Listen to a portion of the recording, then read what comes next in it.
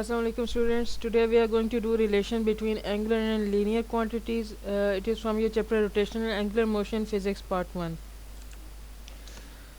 हमने अभी तक इस चैप्टर में एंगुलर क्वांटिटीज़ को डिस्क्राइब किया है, एंगुलर डिस्प्लेसमेंट को देखा है, एंगुलर वेलोसिटी को देखा है और एंगुलर एक्सेलरेशन को देखा है। पर एक कंसेप्ट है छोटा सा, वो ये है कि आपके पास एंगुलर और लीनियर क्वांटिटीज़ रियल वर्ल्ड में एक दूसरे से रिलेट करती हैं।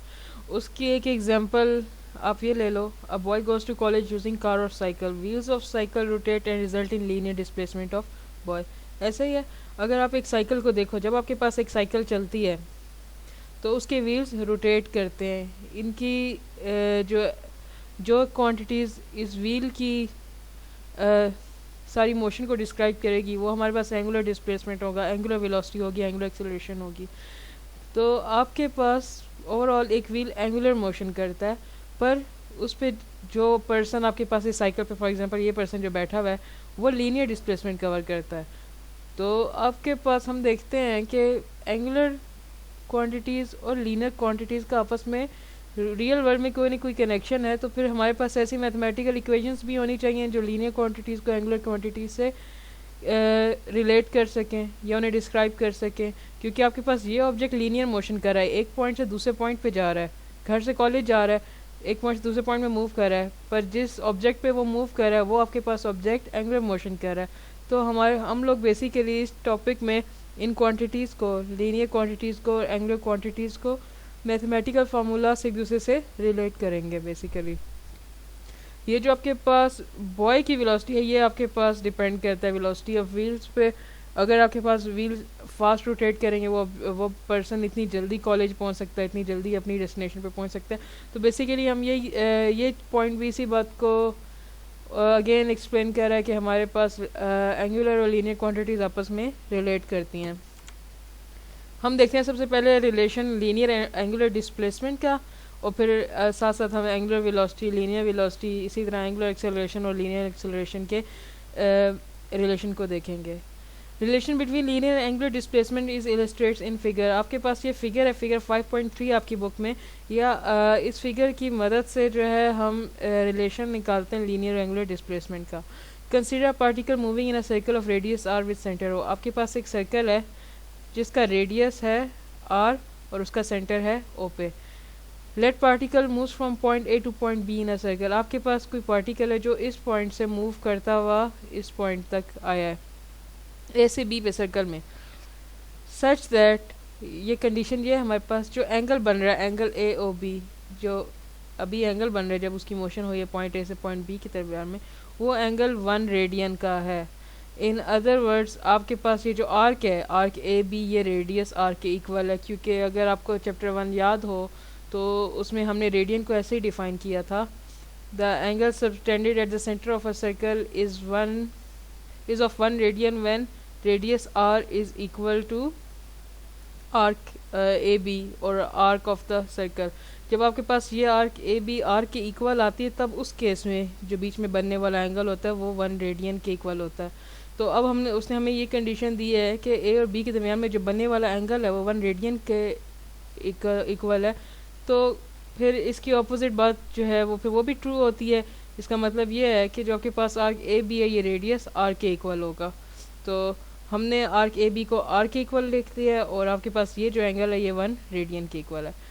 अब हम एक और पॉइंट डी लेते हैं। Take a point D very near to B so that arc D B is equal to S. अब एक का पॉइंट लो डी जो बी के बहुत करीब है, सच दैट डी और बी के दरमियान में जो बनने वाली आर्क है उसे हमने एस कह दिया है।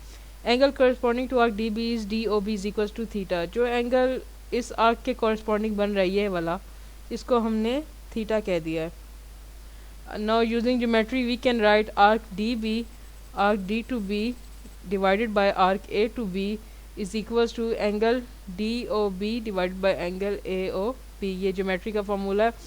तो आर्क डी बी जो है उसे हमने एस कहा था, आर्क ए बी को हमने आर कहा था। Theta angle D O B, D और इस आर की कॉरस्पॉन्डिंग जो एंगल है ये, इसे हमने थीटा कहा था, और ये जो आपके पास एंगल ए ओ बी है ये हमने कहा था 1 रेडियन के इक्वल है।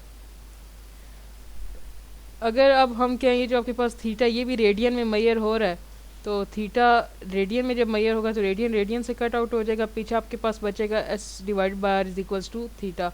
सो S is equals to R theta. ये आपके पास एक इक्वेशन आई है, ये वो इक्वेशन है जो एंगुलर डिस्प्लेसमेंट को लीनियर डिस्प्लेसमेंट से रिलेट करती है।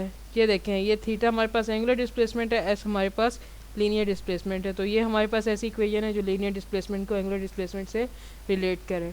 अब इसी इक्वेशन को हेल्प से हम आगे एंगुलर वेलोसिटी का रिलेशन लीनियर वेलोसिटी से और एंगुलर एक्सेलरेशन का रिलेशन लीनियर एक्सेलरेशन से फाइंड करेंगे। When a body moves with uniform velocity v in time t, its linear displacement will be s is equals to vt। जब भी आप कोई ऑब्जेक्ट कोई बॉडी लेते हो जो यूनिफॉर्म वेलोसिटी v से मूव कर रहा है, इस v से आपको आइडिया होगा हम लीनियर वेलोसिटी की इस वक्त बात कर रहे हैं, क्योंकि एंगुलर वेलोसिटी को ओमेगा से रिप्रेजेंट किया जाता है और किसी टाइम t में वो मूव करी तो उसकी लीनियर डिस्प्लेसमेंट s के इक्वल होती है। वो फार्मूला ये है लीनियर डिस्प्लेसमेंट फाइंड करने का, s is equals to vt। अब हमारे पास एक इक्वेशन ये है और एक इक्वेशन ये है। अब इसकी और इसकी दोनों की लेफ्ट साइड एस के इक्वल है, तो हम इन दोनों इक्वेशन को आपस में इनकी राइट साइड को कंपेयर कर सकते हैं। Comparing above two equations we get V T is equals to R theta. इसकी राइट साइड वी टी और इसकी राइट साइड आर थीटा। अब वी को आप एक ही तरफ छोड़ें, टी यहाँ मल्टीप्लाई और दूसरी तरफ जाके डिवाइड। एंगुलर वेलोसिटी की डेफिनेशन थी rate of change of angular displacement. तो theta divided by T is equals to omega. ये थीटा डिवाइडेड बाई टी हमें ओमेगा के इक्वल है, जिसे हम एंगुलर वेलोसिटी कहते हैं, क्योंकि वो rate of change of angular displacement ही थी, टाइम के साथ एंगुलर डिस्प्लेसमेंट में कितना चेंज आ रहा है। तो थीटा बाई टी को अगर आप ओमेगा से रिप्लेस कर दो तो आपके पास ये इक्वेशन बनती है v is equals to R omega. अब हमारे पास ये भी एक वेक्टर क्वांटिटी है, ये भी एक वेक्टर क्वांटिटी है। ये जो आपके पास इक्वेशन आई है, अगर आप इसकी वेक्टर फॉर्म लिखोगे तो वो कुछ ऐसे बनती है, v is equals to omega cross R. और अगर आप आपको पता है क्रॉस प्रोडक्ट खुलता है तो वो हमेशा साइन थीटा में खुलता है, ये ओमेगा और साइन थीटा बनेगा। तो अगर आपके पास थीटा 90 हो उस केस में ये इक्वेशन ये बनती है v is equals to R omega, क्योंकि साइन 91 हो जाता है, पीछे आपके पास आर और ओमेगा बचेगा। और अगर आपके पास थीटा 90 नहीं है, कोई और एंगल है, तो फिर आप इक्वेशन जो लिखोगे v is equals to omega R sine theta, और जो भी फिर एंगल है वहाँ पे पुट करके आप अपनी वैल्यू निकाल सकते हो। तो बेसिकली ये इक्वेशन या इसकी वेक्टर फॉर्म ये इक्वेशन, ये आपके पास ऐसी इक्वेशन है जो एंगुलर वेलोसिटी और लीनियर वेलोसिटी को आपस में रिलेट करती है। फिगर 5.4 जो है आपकी बुक में, उसमें एक कार की एग्जांपल है।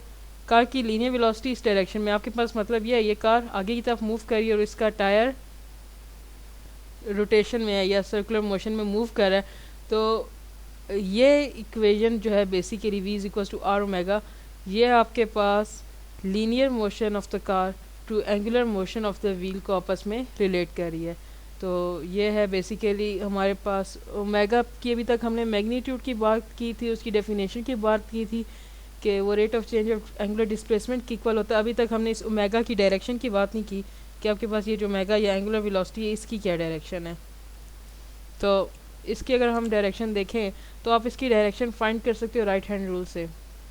अगर आप कोई ऑब्जेक्ट लो जो रोटेट कर रहा है, इस केस में हमने ये डिस्क ली है जो इस डायरेक्शन में, जैसे आप कह दो एंटी क्लॉकवाइज डायरेक्शन में मूव कर रही है, तो हमने अगर इसकी एंगुलर वेलोसिटी या किस स्पीड से ये डिस्क मूव करी हमने ये देखना है इसकी एंगुलर वेलोसिटी फाइंड करनी है, तो हम राइट हैंड रूल से फाइंड कर सकते हैं। The direction of angular velocity can be found using right hand rule. Right hand rule हमारे पास यही था कि हम अपने राइट हैंड की फिंगर्स को in the direction of motion curl करते हैं, तो इरेक्टेड थंब हमें एंगुलर वेलोसिटी की डायरेक्शन देगा। राइट हैंड रूल को इससे पहले हम लोग वेक्टर प्रोडक्ट में हमने इसे पढ़ा था, तो इस इक्वेशन को देखें तो आपको आइडिया होगा ये वेक्टर प्रोडक्ट ही है। तो वेक्टर प्रोडक्ट में जब आपने किसी क्वांटिटी की डायरेक्शन फाइंड करनी होती है तो उसे हम राइट हैंड रूल से फाइंड करते हैं। इस डायरेक्शन में अगर आपकी ये डायरेक्शन ऑफ रोटेशन है तो आप अपनी राइट हैंड की फिंगर्स को इस डायरेक्शन में कर्ल करोगे तो इरेक्टेड थंब आपको एंगुलर वेलोसिटी की डायरेक्शन देगा। तो एंगुलर वेलोसिटी की ये डायरेक्शन होती है बेसिकली अपवर्ड या एक्सिस ऑफ रोटेशन के अलोंग। तो ये है हमारे पास डायरेक्शन ऑफ एंगुलर वेलोसिटी। अब हम देख लेते हैं relation between linear and angular acceleration. अगर आप लीनियर और एंगुलर एक्सेलरेशन का रिलेशन फाइंड करो जो लीनियर एक्सेलरेशन को एंगुलर एक्सेलरेशन से रिलेट करता है। अगर हम लीनियर एक्सेलरेशन की डेफिनेशन देखें तो वो होता है rate of change of velocity, time के साथ कितना चेंज आ रहा है वेलोसिटी में, और इसके मैथमेटिकल फॉर्म ये होती है final velocity minus initial velocity. आप जब ये करते हो तो आपको वेलोसिटी का डिफरेंस या चेंज मिल जाता है डिवाइडेड बाय टाइम के साथ, where V I is initial velocity and V F is final velocity. अगर अब हमने एंगुलर एक्सेलरेशन की इक्वेशन बनानी है जिसे हम इस इक्वेशन से रिलेट करें, तो आप इसी इक्वेशन को लो, यूजिंग अबव इक्वेशन इसी इक्वेशन को लो, वी एफ को रिप्लेस कर दो इस टर्म से। ये फार्मूला बेसिकली हमने ये वेक्टर फॉर्म से लिया है, ये जो आपके पास वेक्टर फॉर्म है इस इक्वेशन की लीनियर और एंगुलर वेलोसिटी के रिलेशन की। तो वी एफ की जगह omega F multiply by R minus omega I multiply by R. R दोनों में कॉमन है, क्रॉस प्रोडक्ट उसका इसके साथ भी है इसके साथ भी है, तो आप इस टर्म को कॉमन ले लो, पीछे आपके पास ये बचा omega F minus omega I divide by T. ये जो चीज़ है ये हमें देती है एंगुलर एक्सेलरेशन, क्योंकि एंगुलर एक्सेलरेशन की यही डेफिनेशन थी, rate of change of angular velocity. तो ये आपके पास change in angular velocity divide by time, इसको आप अल्फ़ा से रिप्लेस कर दो जो आपके पास एंगुलर एक्सेलरेशन है, तो ये हमारे पास वेक्टर फॉर्म आ जाती है उस रिलेशन की जो लीनियर एक्सेलरेशन को, ये हमारे पास लीनियर एक्सेलरेशन है, इसे एंगुलर एक्सेलरेशन से रिलेट कर रहा है। तो अगर आप सिमिलरली क्रॉस प्रोडक्ट खोलो तो अल्फ़ा और साइन थीटा आता है। अगर थीटा आपके पास 90 है तो साइन 90 हमारे पास 1 होता है। उस केस में आपके पास ये इक्वेशन ये बन जाती है alpha is equals to alpha R. तो इस इक्वेशन से भी साबित होता है कि जो आपके पास एंगुलर एक्सेलरेशन है वो भी अलोंग एक्सिस ऑफ रोटेशन ही होती है, उसकी डायरेक्शन भी से, जैसे आपके पास एंगुलर वेलोसिटी की direction along axis of rotation थी। तो ये हमारा टॉपिक कवर होता है। अगर आपको इससे कोई भी इशू है, कुछ नहीं समझ आया, तो आप कमेंट सेक्शन में लिखिए, I will get to it. और इसके अलावा मतलब कोई भी क्वेश्चन है इस टॉपिक से रिलेटेड, इस चैप्टर में पिछले टॉपिक से रिलेटेड, तो आप ज़रूर उसे कमेंट सेक्शन में लिखें ताकि आपके प्रॉब्लम्स साथ साथ सॉल्व हो सकें। Thank you.